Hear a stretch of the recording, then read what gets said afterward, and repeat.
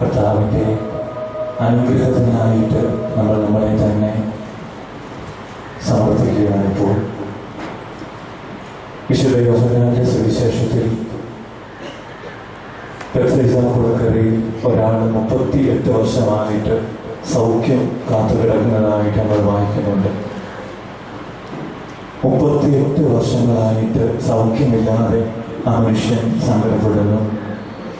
ഈശോ അവനെ കണ്ടിട്ട് ചോദിച്ചു, നിനക്ക് സുഖപ്പെടാൻ ആഗ്രഹമുണ്ടോ?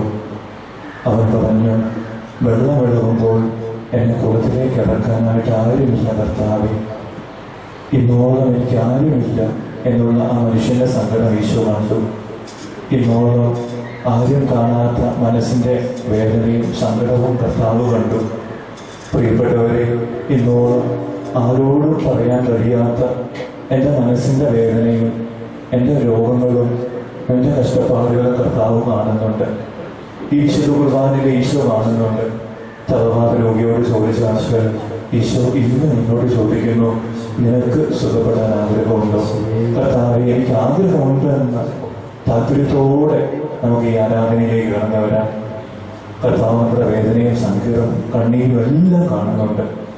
പല അവസ്ഥകളുടെ രോഗങ്ങളുടെയാകാം, സാമ്പത്തിക ബുദ്ധിമുട്ടുകളുടെയാകാം, പലവിധ ബന്ധനങ്ങളുടെ രോഗാവസ്ഥയിൽ നമ്മൾ നീണ്ടു പോവുകയാണ്. ഈശോ ചോദിക്കുന്നു, നിനക്ക് സുഖപ്പെടാൻ ആഗ്രഹമുണ്ടോ? എൻ്റെ കർത്താവ്, എനിക്ക് ആഗ്രഹമുണ്ട്, എന്നെ സുഖപ്പെടുത്തണമേ എന്ന് പ്രാർത്ഥിച്ചുകൊണ്ട് നമുക്ക് ഈശോയുടെ ആശീർവാദത്തിനായിട്ട് കടന്നുവരാം. ഗായക സംഘം ഗാനം ആലപിക്കുക. നമുക്ക് ഒന്ന് ചേർന്ന് പ്രാർത്ഥിക്കുക.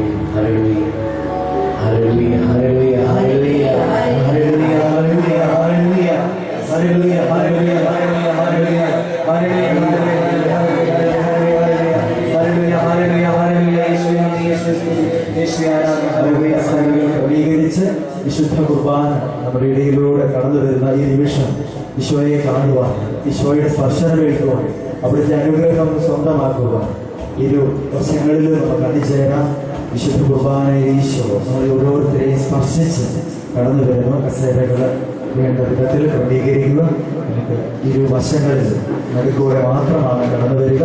വിശുദ്ധ കുർബാനയെ സംബന്ധിച്ചുകൊണ്ട് അപ്പോൾ വേണ്ട വിധത്തിൽ ചേർന്ന് ഈശോയെ നമുക്ക് അനുഗ്രഹം പ്രാപിക്കും.